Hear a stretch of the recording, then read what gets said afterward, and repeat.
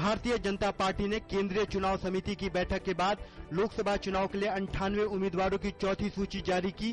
सूची में दिल्ली, उत्तर प्रदेश, हरियाणा, बिहार, छत्तीसगढ़, ओडिशा और सिक्किम के उम्मीदवारों का ऐलान किया गया। भाजपा के प्रधानमंत्री पद के उम्मीदवार नरेंद्र मोदी वाराणसी संसदीय सीट से चुनाव लड़ेंगे। पार्टी अध्यक्ष राजनाथ सिंह लखनऊ, मुरली मनोहर जोशी कानपुर, अरुण जेटली अमृतसर, उमा भारती झांसी, मेनका गांधी पीलीभीत, वरुण गांधी सुल्तानपुर से लड़ेंगे चुनाव।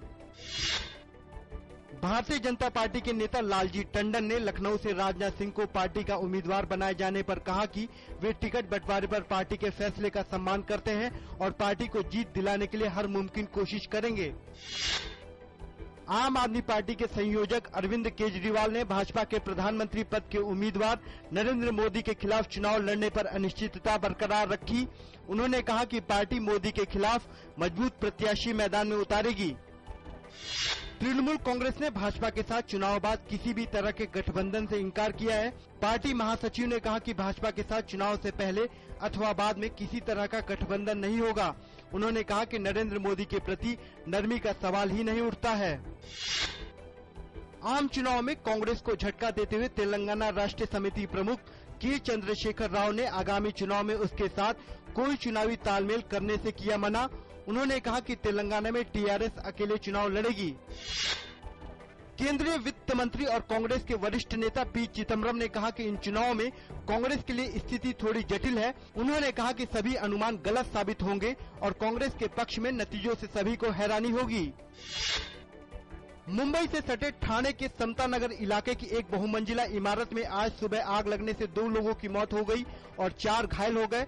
घायलों को अस्पताल में भर्ती करा दिया गया है। बताया जा रहा है कि आग की लपटें इतनी तेज थी कि बचाव कार्य में काफी दिक्कतें आईं। मलेशिया के प्रधानमंत्री नजीब रज्जाक ने मलेशिया के लापता MH370 विमान के हाईजैक होने की आशंका जताई है। नजीब रज्जाक ने कहा कि विमान को उसके रास्ते से कहीं और ले जाया गया है।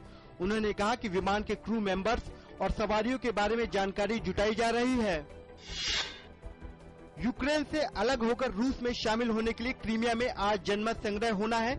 इससे पहले रूस ने संयुक्त राष्ट्र सुरक्षा परिषद में आपात मत विभाजन में क्रीमिया के जनमत संग्रह की निंदा करने वाले अमेरिकी प्रस्ताव पर वीटो कर दिया, जबकि चीन अनुपस्थित रहा।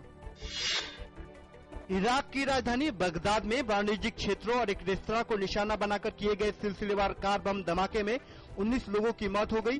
पुलिस अधिकारियों के अनुसार कार बम दक्षिण पूर्वी बगदाद में अल अमीन जिले में वाणिज्यिक गली में हुआ। आज होलिका दहन है। ये पर्व देश में बड़े धूमधाम से मनाया जाता है। आज होलिका दहन के बाद कल खेली जाएगी रंगों की होली।